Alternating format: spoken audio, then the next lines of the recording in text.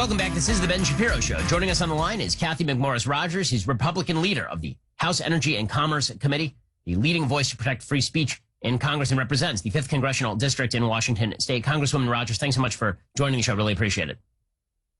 Thank you, Ben. Great to be with you. Well, let's talk about the censorship that Democrats have been pushing on Capitol Hill. So they had a hearing last week in which they actually talked about, supposed the awfulness of free speech and how there was a lot of extremist speech out there and how do we curb extremist speech. And I remember seeing the news about this and thinking to myself, I was under the grave misimpression, apparently, that there is a constitutional amendment that literally bars Congress from creating laws that infringe upon freedom of speech. So I'm not sure why they need to have a hearing on any of this stuff. Now, what was that hearing like? Well, if anybody watched it, first of all, I was just proud our members were united around our defense of free speech. It is a First Amendment right. And we believe in the battle of ideas, the competition of ideas. And what they did was really indefensible. It was another attempt by the Democrats to censor, to control, bringing cancel culture to Washington, D.C. And it is frightening when you have elected officials, elected representatives of the people that are writing a letter to broadcasters urging them to take down One America Media or Newsmax or Fox News. I mean, they are saying that they know better. They do not trust people to make the best decisions for themselves. They want to coerce, control the information that Americans can watch, that they can access in their homes. They're demanding more censorship, more control. This is the same script that countries like China use to silence the dialogue that they don't agree with. And we're speaking with Representative Cathy McMorris Rodgers. So how dominant is this view inside the Democratic Party? Because it used to be that there were old school liberals who were sort of the old ACLU liberals. They would say that while they disagree with you, they would defend your right to say it to the death. It seems like that is on the wane inside the Democratic Party, that now they're using the rubric of harm to seek to actively ban viewpoints. And they're looking to use whatever means they have at their disposal in order to do so. And this is being cheered on by the media. I think that the great irony of so much of this is that you have members of the press who are now cheering against freedom of the press, so long as they're not the ones being targeted. Well, it's really un-American. You think about our fundamental rights. This is very dangerous what they're doing, and they're taking the fear they're taking this fear to undermine free speech so that people have no voice. And you see it played out where people don't feel like they can speak out even in the workplace, that they might lose their job.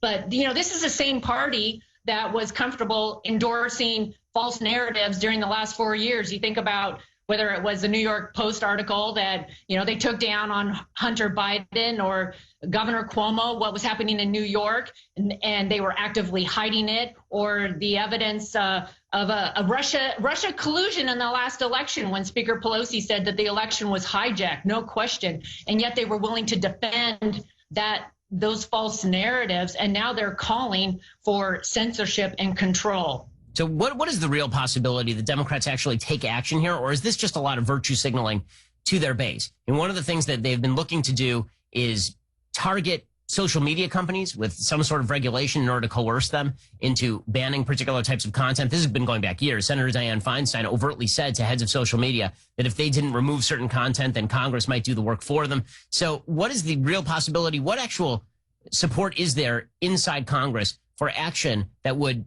essentially coerce speech? Well, what we see is an abuse of power by these elected representatives when they are making these demands of private companies. And it just goes to this larger issue of socialism controlling. It is their desire to control what people hear, what they see on social media, in the news, and ultimately it's their efforts to try to control what people think. Socialism controls, free markets create. It's free markets and free enterprise that creates. And, we've long celebrated as Americans that we trust people to make the best decisions for themselves. We don't try to control them. And people in America are capable of making their best decisions. They'll watch the news, they'll judge the information, and then they'll make their own conclusion. But right now, the Democrats are wanting to control that. We believe that we can best decide how to take care of ourselves and our families and open up our businesses even during a pandemic. We're speaking with Representative Cathy McMorris Rodgers. She, of course, represents the 5th Congressional District in Washington State. So speaking of the COVID pandemic, Representative Rodgers, the Democrats have now rammed through the House with essentially zero Republican support, this massive $1.9 trillion COVID relief package, which is incredibly misnamed. I mean, the fact of the matter is that only about $800 billion of this package have anything to do with direct relief to the American people. A lot of that is superfluous, given the fact that we saw an increase of almost 400,000 jobs over the course of the last month. More and more states are reopening. There is demand for people to reopen. We have not really seen shortages in terms of people spending. So what exactly do you think is going to happen in the Senate? Do you think there's going to be enough support in the Senate for Democrats to ram this thing through just along the lines of reconciliation? Well, reconciliation in and of itself is a signal that the Democrats believe that they can do this alone, right? This is a political tool so that they can ram it through with just 50 votes in the Senate. I know that the Republicans are putting up a fight, but it is true. Just a small percentage of this 1.9 trillion actually goes to anything COVID relief related. We need to open up safely and securely.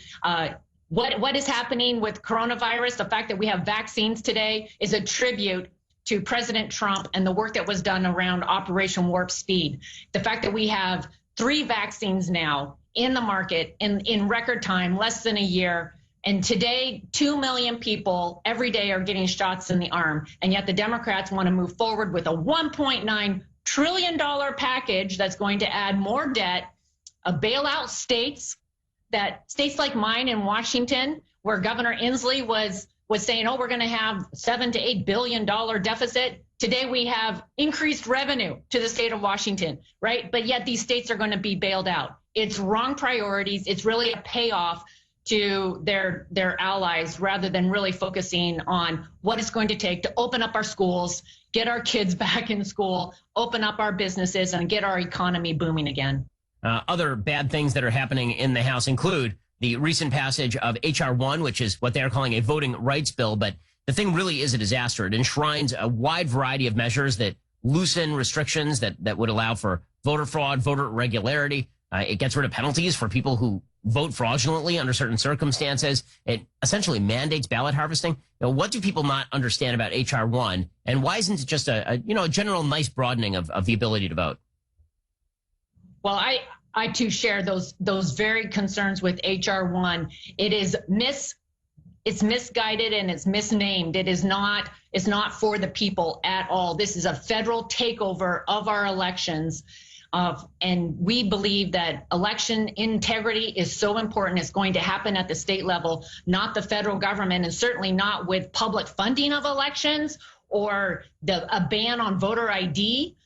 We need security. We need election reform. This is the wrong approach. And the Republicans were united in our opposition to this legislation. We actually had one Democrat join us in the House. Representative Rodgers, so far, I've yet to see a single piece of moderate policy emerge from the new moderate, magical, united Biden administration. The idea when Joe Biden took office is that he was going to be Captain Unity, he was going to bring Americans together. And yet the only pieces of legislation that I've seen pushed and the only executive orders I've seen pushed are incredibly radical. So the contention a lot of us were making during the election, which is that Joe Biden was essentially going to be a Trojan horse for the radical left, that seems to be coming true. It looks like Nancy Pelosi is running the show, not Biden.